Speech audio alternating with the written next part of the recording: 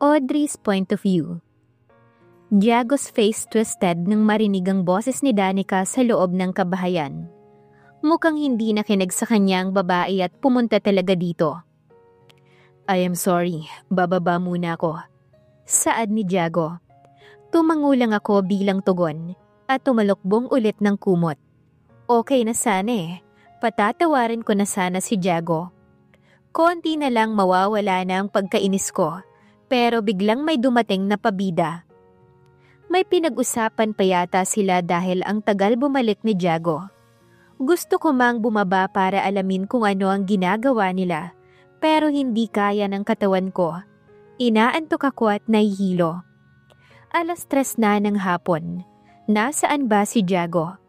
Sabi niya aalagaan niya ako, pero nasaan siya? Hindi niya man lang ako ginising para mananghalian. Dahan-dahan na lumakad ako pababa sa kusina. Ngunit natigil ako sa paghakbang nang makita ko si Danica na prenteng nakaupo sa sofa sa sala. Hey babae, ipaghanda mo kami ng merienda. Darating ang kaibigan ko. Taas noo na utos niya sa akin. And don't bother to tell Diago dahil alam na niya na may kaibigan akong darating. Bilis! Pagtataboy niya pa. Napabuntong hininga ko saka tumuloy sa kusina. Walang kanin, walang ulam pero ang daming hugasin. Napapikit ako sa inis at galit. Hindi naman ganito ang kusina nang bumalik ako sa taas kanina. Kakain muna ako bago ko to linisin.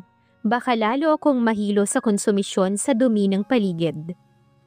Pansit bihon ang niluto ko.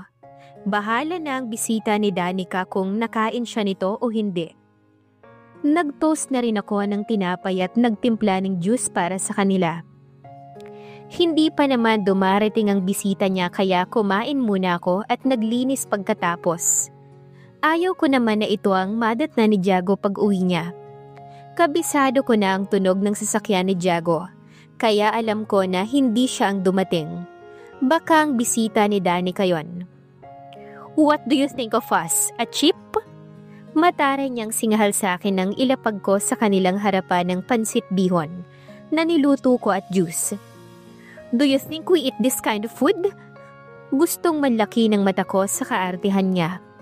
Kung makasabi na chip ang niluto ko, ay hindi niya alam na marami ang may favorite nito. Sana nagsabi ka kung anong merienda ang gusto mo. Walang buhay na sagot ko sa babae. Narinig ko ang malakas niyang pagsinghap ng talikuran ko sila.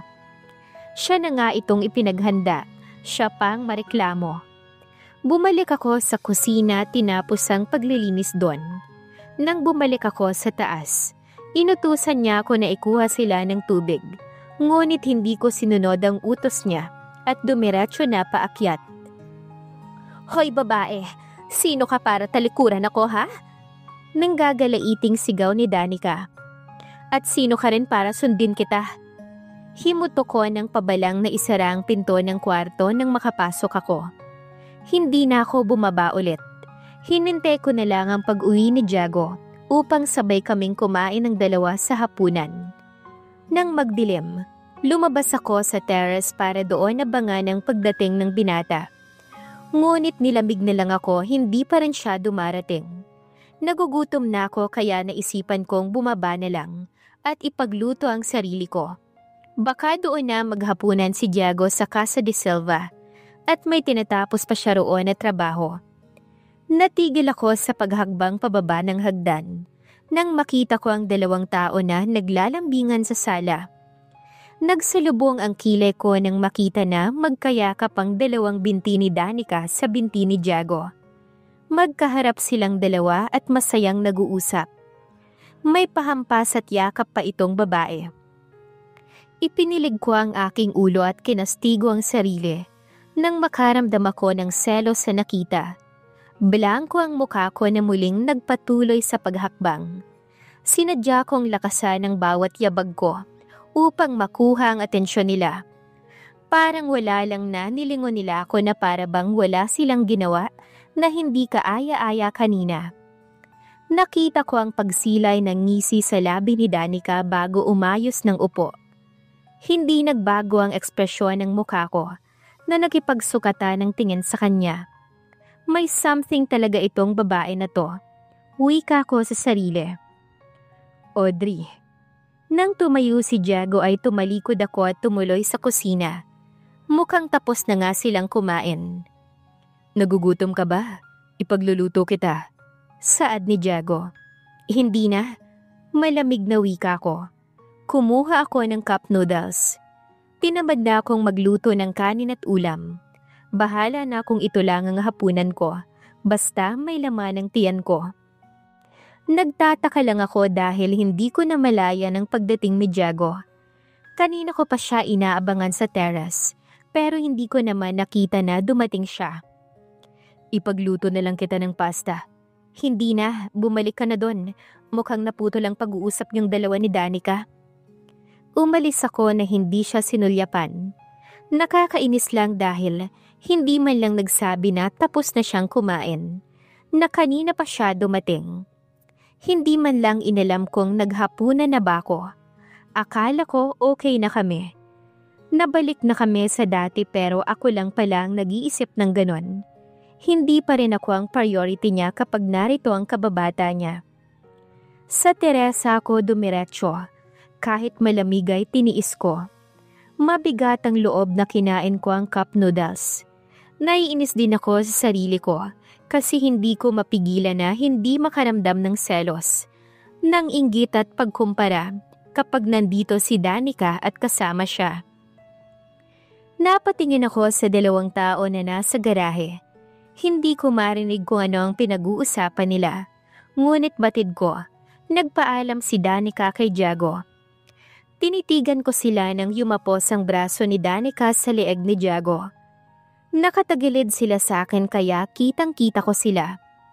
Hinintay muna ni Diego na makaalis si Danica bago muling pumasok sa loob. Nang makita ko na patungo si Diego sa akin, ay tumayo ako at pumasok sa loob ng kwarto na hindi siya pinansin. Naghilamos muna ako at nag-toothbrush bago humiga sa kama patalikod sa kanya. Tumalukbong ako ng kumot nang maramdaman ng paglubog ng kama. Senyales na humiga si Diego. Narinig ko ang kanyang pagbuntong hininga, ngunit hindi naman siya nagsalita. Natulog kami ng walang kibuan. Nagising din ng walang kibuan. Si Danica, nakakapasok at alis siya rito sa bahay na to. Feeling niya siyang may-ari. Feeling niya katulong niya ko rito. Utos dito, utos doon. Tapos siya parang donya na nakaupo sa kanyang trono, naghihintay na pagsilbihan ng kanyang tauhan. Ang sama pa ng ugali. Hindi rin ako nagpapatalo. Sinasagot ko siya minsan lalo na kapag sobra na siya. Pero kapag narito si Diego, parang anghel sa bait. Nagiging independent woman bigla. At pati si Diego ay inaasikaso niya. Si Diego minsan na lang kami magkasabay kumain. Minsan na lang din kami nag-uusap. Tumaas ang isang kilay ko ng sandukan ni Danica ng kanin ang plato ni Diego.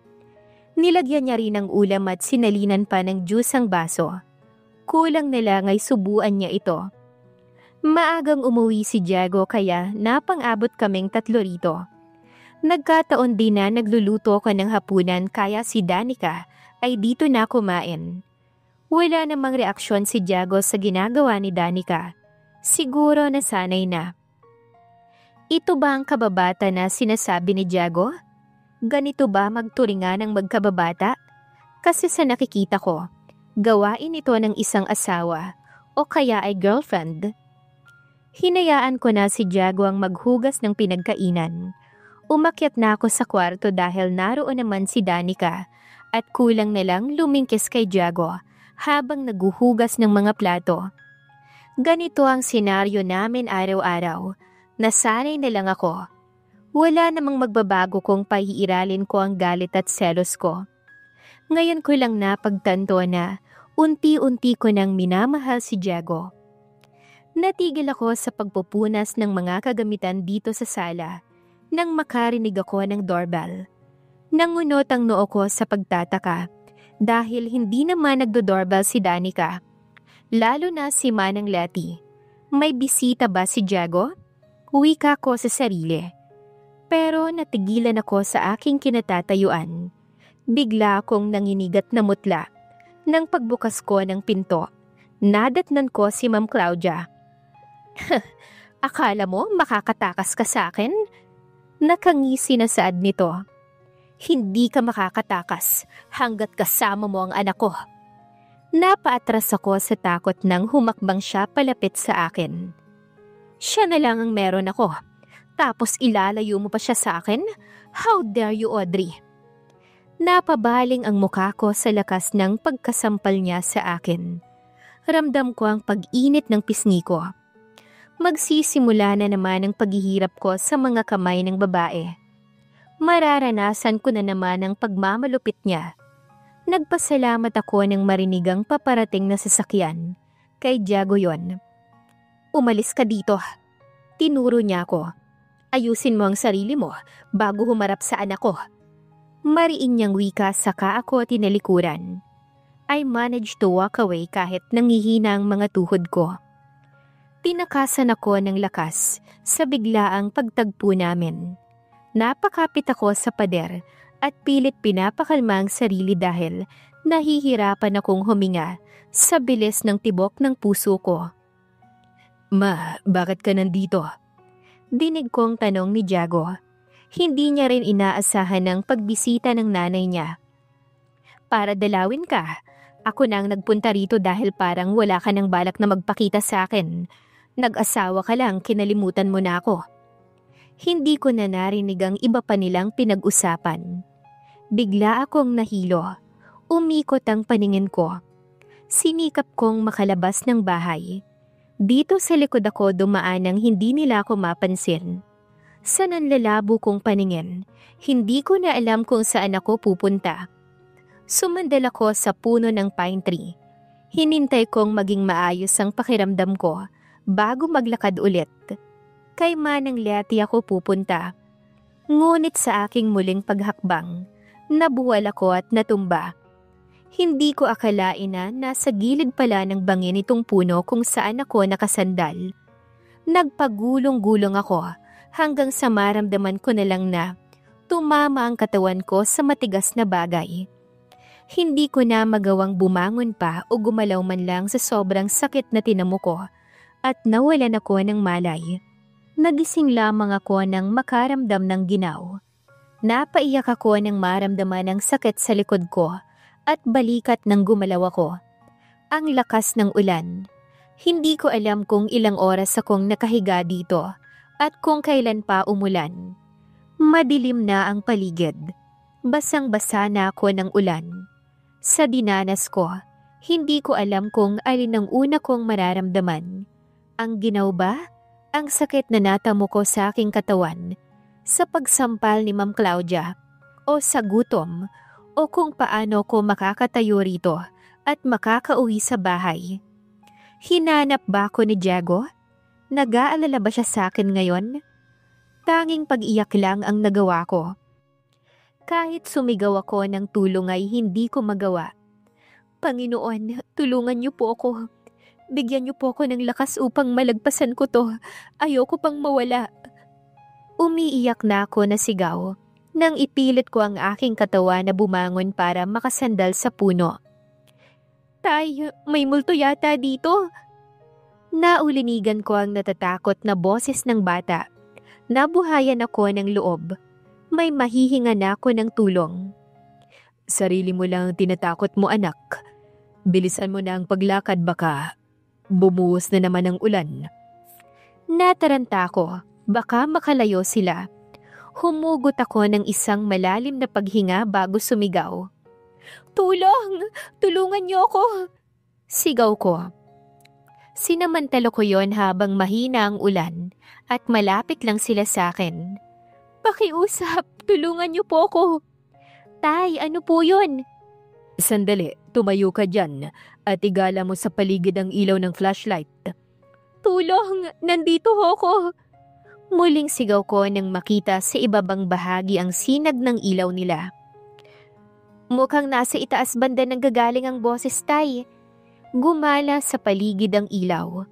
Patungo sila rito sa itaas. ngunit nasa ibang direksyon.